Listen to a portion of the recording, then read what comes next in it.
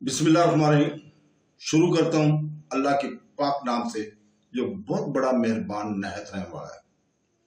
बहनों, भाइयों, दोस्तों और बुजुर्गों, हम बयान कर रहे हैं तारीख़ इस्लाम सन 632 से 1923 तक। आज उसकी 15वीं किस्त है और इस किस्त में हम मोहम्मद बिन कासिम और मूसा बिन ज़ीर की अमवात का जिक्र स्पेशली करेंगे।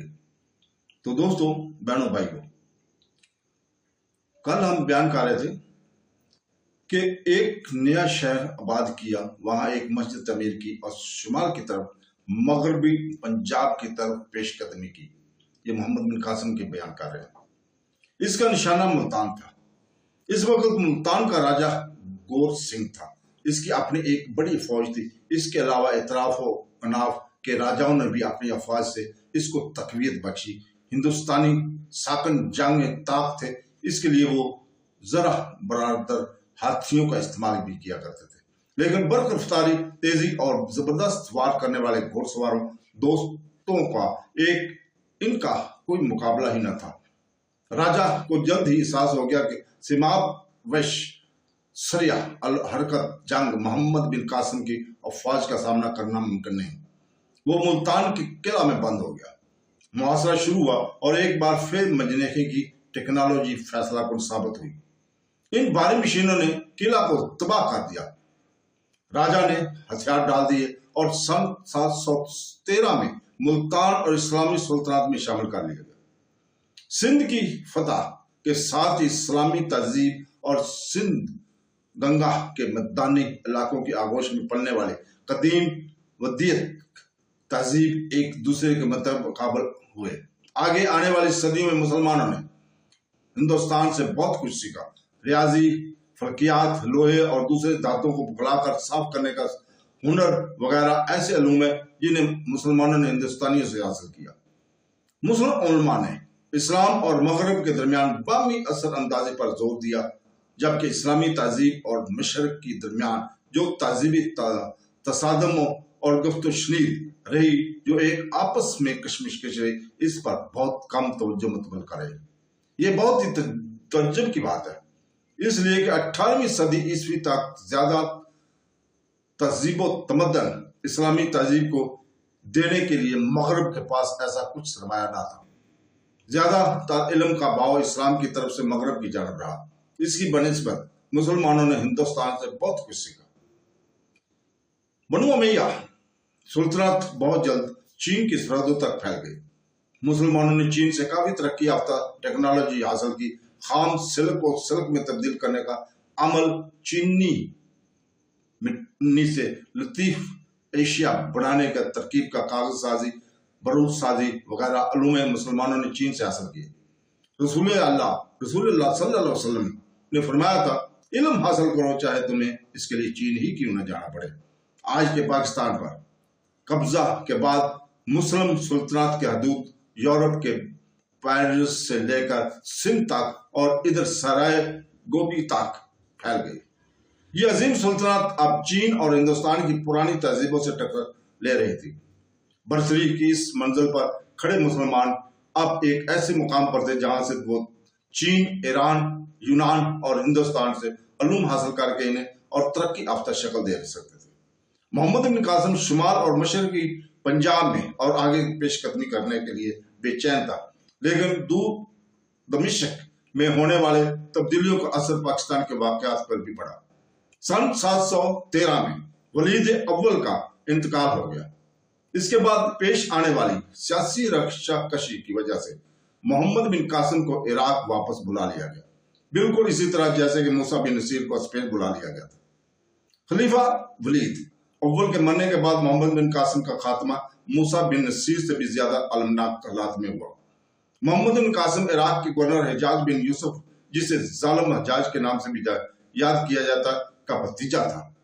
नए खलीफा सलमान को हज्जाज से जाती दुश्मनी थी, लेकिन इससे पहले कि सलमान इससे बदला लेता, हज्जाज का इंतकाल हो गया। इसी तरह सलमान ने हज्जाज के रिश्तेदारों से इंतकाम लेना शुरू किया। मोहम्मद बिन कासिम को इसके ओहदा से मजबूर करके इराक भेजा गया। इराक का नया गवर्नर साला बिन अब्दुर्रहमान हज्जाज से नफरत करता था। इसका सबब यह था कि हज्जाज ने साला के भाई को मरवा दिया था।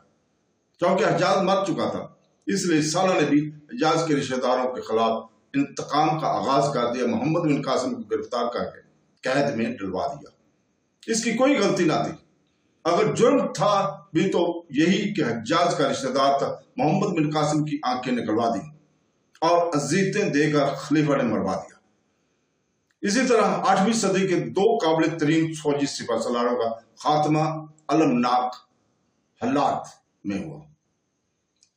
मूसा बिन नसीर मोहम्मद बिन कासिम की उम्वात तारीखी अहमियत की हामिल है।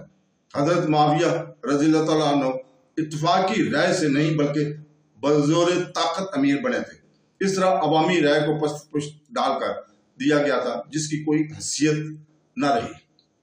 ये के बाद दिगरे सुल्तान आते रहे, जो या तो बज़ोर ताकत सुल्तान बने या सिर्फ वारिस की हैसियत से।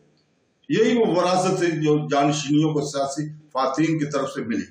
जब कोई आदल, मुनसफ और काबिल शख्स सुल्तान हुआ तो अवाम ने आज़ादी के मजे लूटे, जैसे कि उमर बिन अब्दुल अजीज के दौर से साबित है।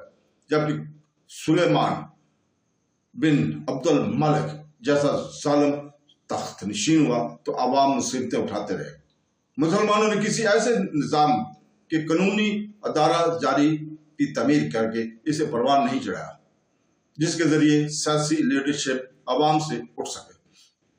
जब कभी कोई फौजी लीडर शब उभरती तो आम रुझान ये रहा है कि इसकी लीडरशिप तबाह करने की कोशिश की जाती है।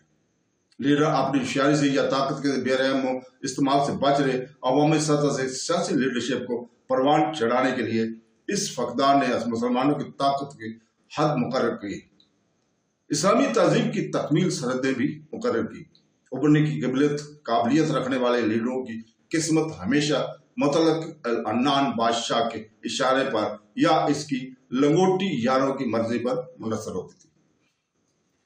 आलमी इस्लाम के इन दो मायानाज सिपह सलारों की अलमनाक मौत से दूसरा सबक ये मिलता है कि इस्लामी दुनिया के अंदरूनी मनाजर और अंदरूनी मंतकी दलाल से इसकी फतह याबी की हद फाजल तय कर दी है। स्पेन पर मुकम्मल फतह हासिल करने के बाद मूसा बिन नसीर फ्रांस पर हमले के लिए पर तोड़ रहा था। इस अहम मरले पर इसे वापस बुला लिया गया। शायद वो फ्रांस और दूसरे इलाकों पर कब्जा करने में कामयाब हो जाता। गोल के इस इलाके में इस वक्त इससे मुकाबला कर सकने वाले कोई मजबूत लीडर ना था। इसके बाद जब मुसलमान एक बार फिर फ्रांस पर हमला करने के लिए तैयार हुए तो इस वक्त वहां चार्ल्स मार्टल की शक्ल में एक जुर्मंद लीडर मौजूद था। सन 737 में इसने मुस्लिम अफवाज को जंग तौरस में वापस जाने पर मजबूर कर दिया। इसी तरह मोहम्मद बिन कासिम ने भी दरिया सिंध के मैदानी इलाकों में हिंदुस्तान की दफाई लाइन की तहस नहस करके रख दिया था। अगर इसको बगदाद और कूफा से हरी झंडी दिखाई जाती तो शायद खिलाफत की सरहदें गंगा के मैदानी इलाकों तक वसी हो जाती, लेकिन ऐसा ना हो सका। मोहम्मद बिन कासिम को मुल्तान से ऐसे मौका पर बुलाया गया जबकि वो दरिया सिंध के सालों के इस पार पेशकदमी करने जा रहा था। शुमाली हिंदुस्तान ने फिलहाल राजपूत राजाओं की जेर हुकूमत ही रहा। इसकी काफी आगे बाद मोहम्मद गौरी ने पानीपत की जंग में फतह हासिल की तो फिर दिल्ली पर मुसलमानों का कब्जा जमा। यह वाकया सन 1191 में पेश आया। दोनों ही सूरतों में मुसलमानों को अपनी अंदरूनी सियासी रजाकशी की वजह से मुस्लिम अफवाज की फातह कश्मी पेशकदमी रुक गई। तो दोस्तों, इसी तरह जंगे तूरस एक फैसला कुन जंग थी। इससे एक तहजीब की आखिरी हदूद अपने और दूसरे तहजीब के अंदरूनी 732 में मुस्लिम अफवाज शुमाली यूरोप में अपनी आखिरी हदूद तक पहुंच गई। जंग तौस के बाद इनको जनूब की तरफ लौटना पड़ा। लातिनी अमारों ने न सिर्फ मुस्लिम अफवाज पेशकदमी रोक दी बल्कि जवाबी हमले भी शुरू कर दिए। जंग तौस को तारीखी पसे मंजर में समझना चाहिए। 5वीं सदी ईस्वी को कोदक कबैल ने यूरोप के अक्सर इलाकों के साथ फ्रांस को भी रौंद डाला था। तो दोस्तों, बहनों, भाइयों और बुजुर्गों, हम आज यहीं रोकते हैं। तो कल तक के लिए इजाजत चाहते हैं। इंशाअल्लाह ताला کل یہیں سے ہم شروع کریں گے۔ اللہ حافظ۔